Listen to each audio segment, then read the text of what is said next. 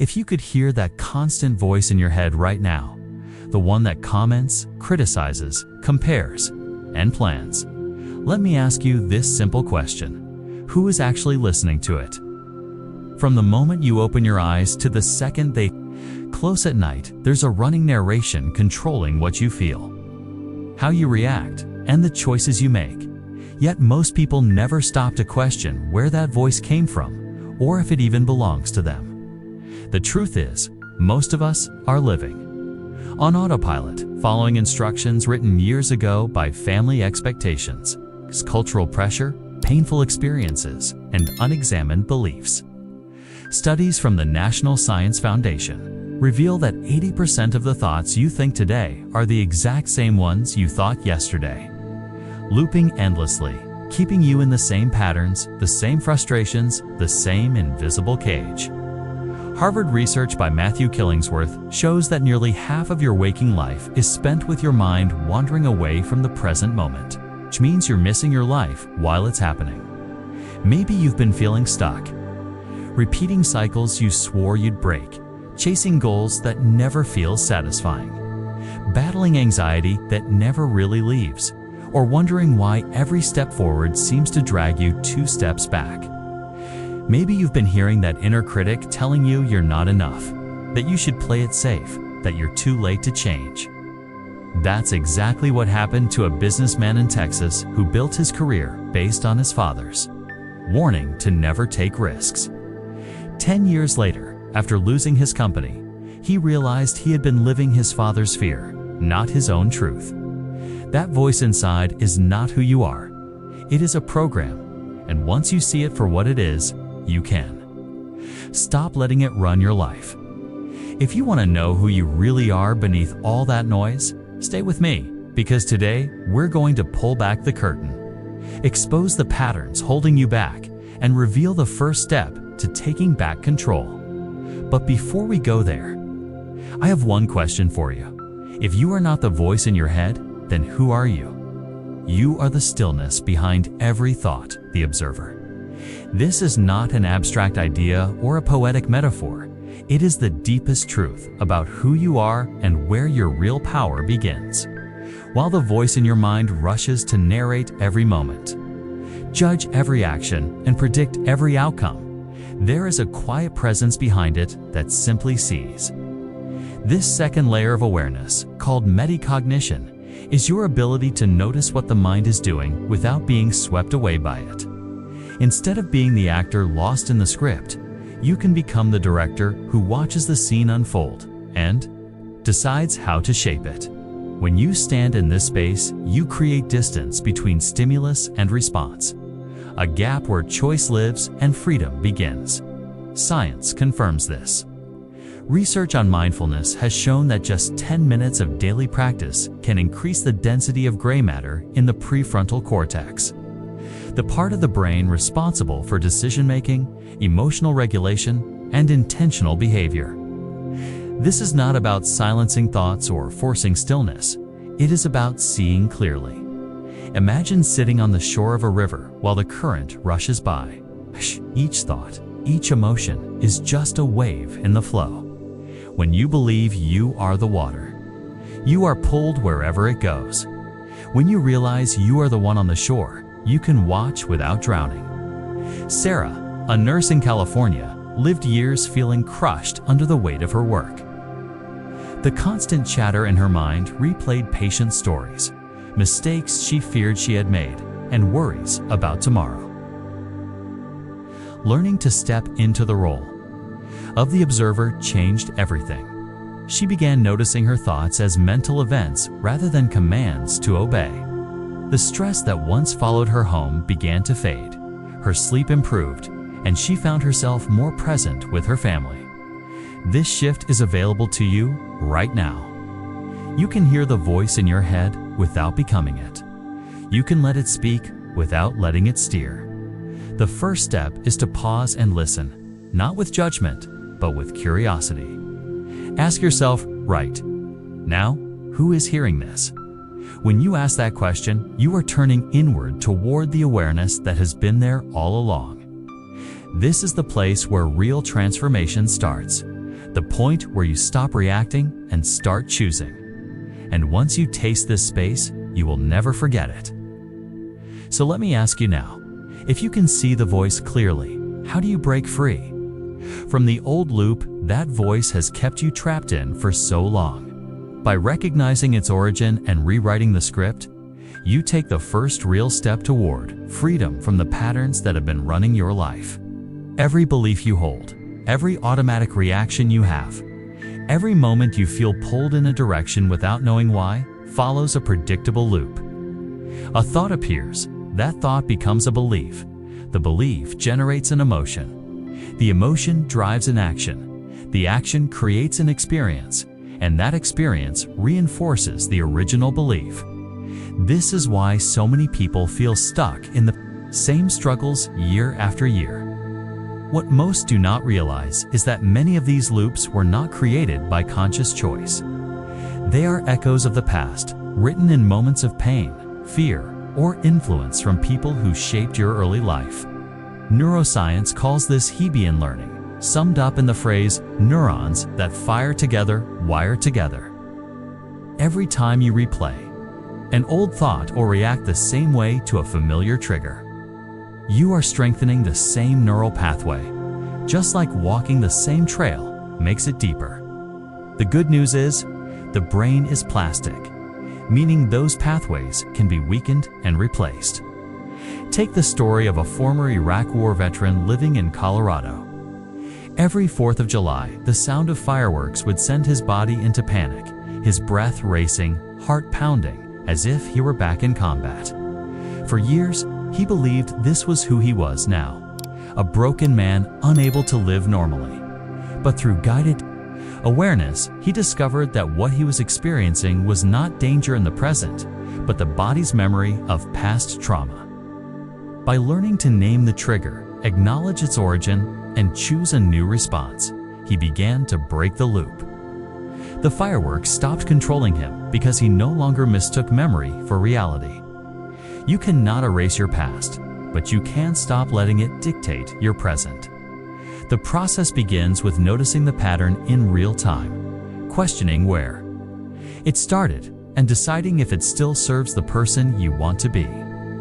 Every time you interrupt the loop, you weaken its hold, creating space for new thoughts, new emotions, and new actions. This is not theory, it is rewiring in action. And the more often you do it, the more natural it becomes. So, the question now is, if these loops have shaped how you see the world for as long as you can remember, how do you change the very lens through which you have been looking your entire life? By changing the lens through which you see yourself, you begin to transform your life from the inside out. Every time you say, I am, you are not just describing something about you. You are creating it, reinforcing it, making it a part of your identity. The mind treats identity statements as truth, which is why shifting from I am to I'm noticing is such a powerful move. When you say I'm noticing anxiety instead of I am anxious, you create space between you and the feeling. That space is where choice lives. It is where you stop merging with every thought and start observing it as a passing experience. This simple change in language rewires how your brain responds to challenges. Stanford research shows that reframing self-talk in this way can significantly improve emotional regulation, reduce stress, and increase resilience. You are not denying what is present. You are simply stepping into the role of the witness, rather than the role of the character being controlled by the script. Think of it like wearing a pair of tinted glasses without realizing it. Everything you see is colored by the lens, and you believe the world truly looks that way. When you take them off, you realize the distortion was never reality. It was the filter. A student in New York lived her whole life believing she was shy. Every introduction, every class discussion, every group project was filtered through the lens of I am shy, which made her avoid speaking up. Then she learned to reframe it as I notice shyness in this moment. The difference was immediate. Instead of being defined by the feeling, she saw it as a passing state. 6 months later, she became the president of her school's debate club. leading conversations with confidence she never thought possible. This is what happens when you remove the labels that have been glued to you for years. You stop living according to someone else's definition and start writing your own. Right now, you have the power to take off the lens that has been shaping your world without your permission. You can see yourself as you are, not as you were told to be. The invitation is simple. The next time you want to say, "I am," pause. And try, "I'm noticing." Feel the shift, notice the freedom, and watch how your reality begins to change. But here is the question you must face now. When emotions surge so strongly they seem to pull you under, how can you stay outside of them and truly observe without being consumed? By pausing for 3 seconds to observe before reacting, you open a gateway between impulse and conscious choice. In a world where every trigger demands an immediate answer, this pause becomes a shield, a reset button, and a moment of power. The process is simple yet profoundly effective. Step 1 is to stop, no matter how much your mind or body urges you to respond instantly. This is the interruption that breaks the chain of automatic reaction. Step 2 is to take a deep breath, letting it expand your inner space and bring oxygen to your brain, signaling safety instead of danger. Step 3 is to silently ask yourself, who is observing this? That question shifts you out of the role of the participant caught in the storm and into the role of the witness standing above it. In those 3 seconds, the intensity of the moment begins to lose its grip. Neuroscience shows that even a short pause can reduce activation in the amygdala, the brain's fear and threat center, while strengthening the prefrontal cortex, the area responsible for judgment and self-control. This is not about suppression or avoidance. It is about creating room to respond in a way that aligns with your values instead of your reflexes.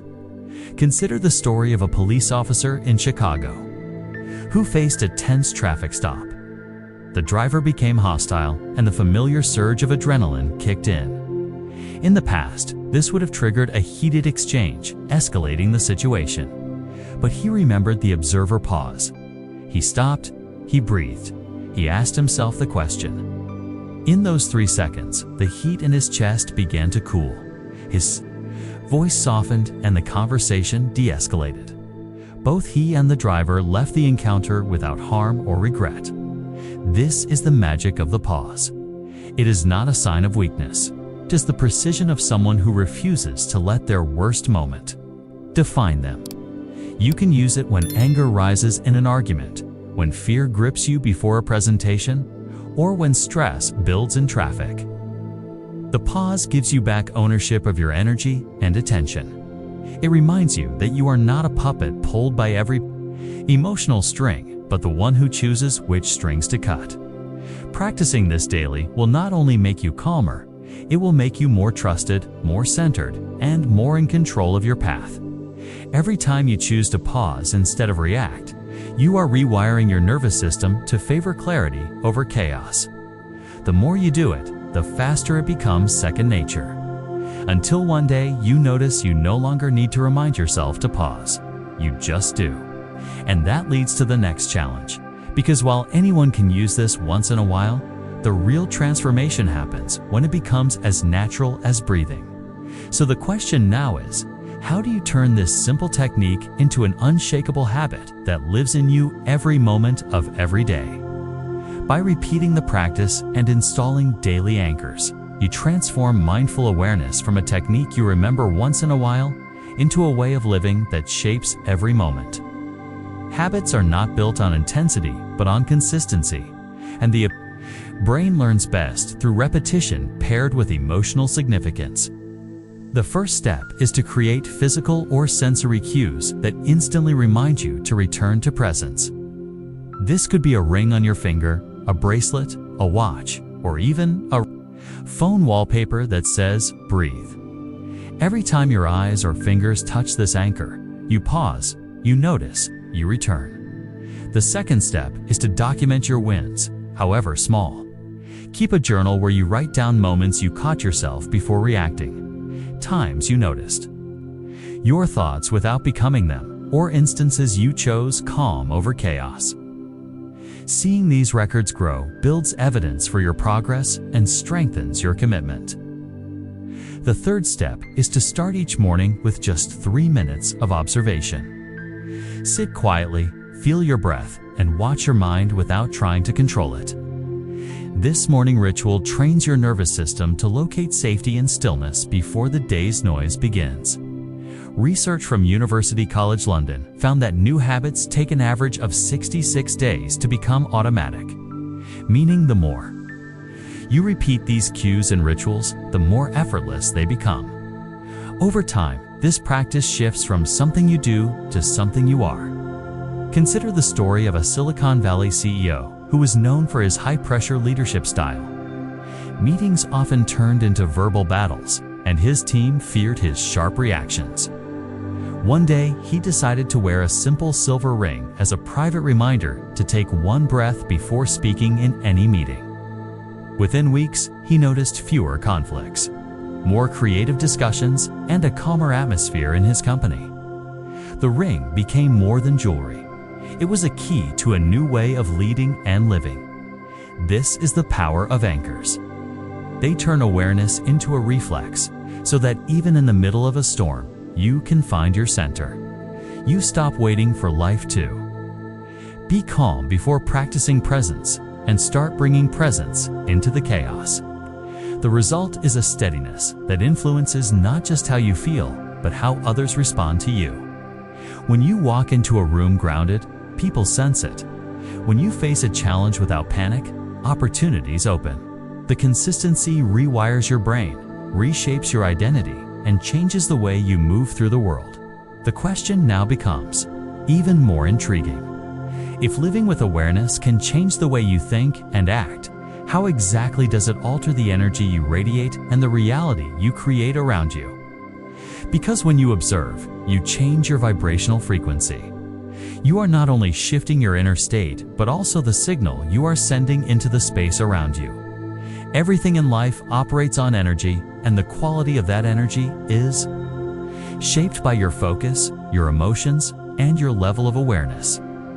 When you react unconsciously, your frequency matches the chaos or negativity of that moment, and you unintentionally reinforce it.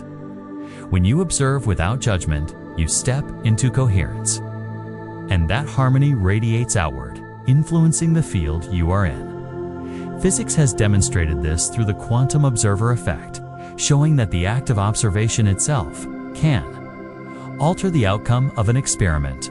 Particles respond to being observed. Imagine how the people and situations in your life respond to the energy you carry. Your presence is not invisible. It is a broadcast, and everyone around you can feel, whether it is tense or grounded, scattered or clear. Mindfulness works as a tuning mechanism, bringing your vibration into alignment with the state you choose rather than the state you inherit from circumstances.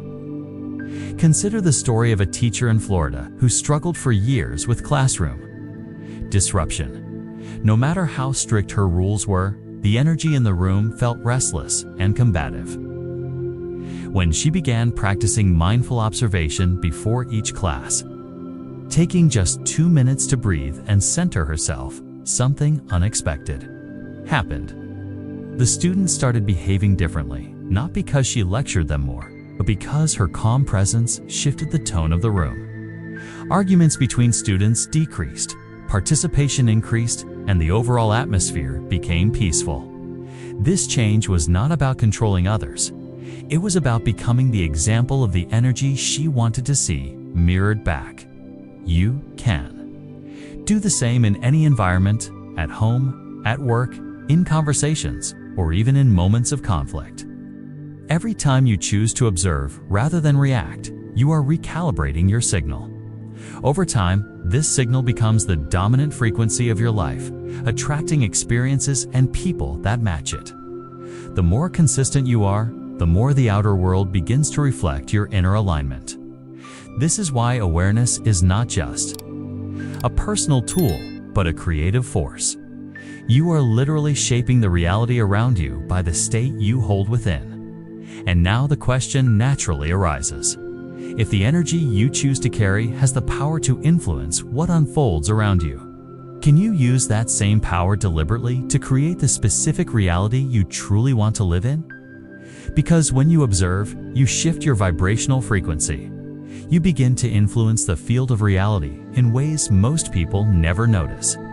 Every thought you entertain, every emotion you embody, every breath you take in awareness carries a signal, and that signal is felt by the people, spaces, and situations around you. Physics calls this resonance, and in the realm of quantum science, the observer effect has shown that the mere act of focused attention can alter the outcome of an event. Your mind is not just a private space, it is a transmitter, constantly broadcasting energy that either aligns with chaos or harmony. When you choose to witness instead of react, you send out a frequency of coherence, and coherence is magnetic. It draws in people and circumstances that match that steady state. You may have experienced this before, when entering a room where someone's calm presence instantly made you feel safe, or when someone's agitation made you restless without them saying a word. This is not magic. It is biology and physics working together. Mindfulness trains your system to maintain that steady frequency, even when the environment is unstable. Consider a teacher in Florida whose classroom was once filled with constant disruptions. She began practicing a short breathing, observation before each lesson, focusing entirely on her own state rather than trying to control the students. Within weeks, the tone of the room changed. The students became quieter, more engaged, and incidents of conflict dropped significantly. The only variable that shifted was her internal frequency, yet it altered the entire dynamic. This is the unseen power you carry. Science explains it through heart-brain coherence, mirror neurons, and energy fields. Spiritual traditions have spoken of it for centuries as presence. When you observe your inner world without judgment, you are not withdrawing from life. You are tuning your instrument so that life responds differently to you. Each moment, you choose observation over reaction. You stop amplifying noise and start sending a clear signal. Over time, this new frequency becomes your default, and reality begins to arrange itself in ways that align with your clarity. You will notice synchronicities, smoother interactions, and solutions appearing where before there was only struggle. The vibration you hold becomes the environment you live in. This is why developing the observer state is not just about inner peace. It is about shaping the outer world. Every breath you take in awareness is like adjusting the dial on a transmitter, calling in a new broadcast. The next question is both exciting and important. If your frequency can influence what you experience, can you deliberately use this energy to create the reality you truly want to live in? Observe obstacles as part of the journey, and you'll begin to see them, not as roadblocks meant to stop you, but as raw material for your own awakening. Every challenge you face, every moment of discomfort, every season of loss carries with it a seed of insight that can only grow if you are willing to look directly at it without letting it define who you are. Life is not designed to be free of friction. 'Tis designed to refine you through it. When you meet resistance, you are meeting an invitation to see yourself more clearly. Most people, when confronted with difficulty, merge with it. They say, "I am broken. I am unlucky. I am a failure." The observer takes a different stance. The observer says, "I notice pain. I notice frustration. I notice fear." In that subtle shift, suffering is reduced because you no longer make the situation your identity. Scientific research on post-traumatic growth reveals that 53% of people who endure crises emerge with profound positive change, such as deeper relationships, a greater appreciation for life, and a stronger sense of personal strength. This transformation does not happen by avoiding pain, but by facing it with awareness. Consider the story of a collegiate basketball player. in the NCAA who suffered a devastating knee injury during what was supposed to be the breakout season of his career. The loss was crushing. His dreams of going professional seemed to vanish overnight. At first, anger and despair consumed him. Then he began to practice mindful observation during his rehab. Each time pain or frustration arose, he would breathe and watch it like a cloud passing in the sky. He stopped seeing the injury as a punishment and began to view it as an opportunity to rebuild not only his body, but his mindset. Months later, not only did he return to the court stronger, but he also developed a mental resilience that extended far beyond sports. His presence in games was calmer, his leadership off the court more grounded. This is the gift hidden in hardship. When you choose to observe instead of collapse into the storm, you access clarity that was invisible before. You become less reactive, more adaptable, and more capable of meeting life as it is, rather than as you wish it would be. Obstacles stop being enemies and start becoming teachers. They shape you into someone who can hold steady even when circumstances shake. In this way, every challenge becomes a stepping stone rather than a wall. And when you gather enough of these stones, you realize they are building a path you could never have imagined at the start.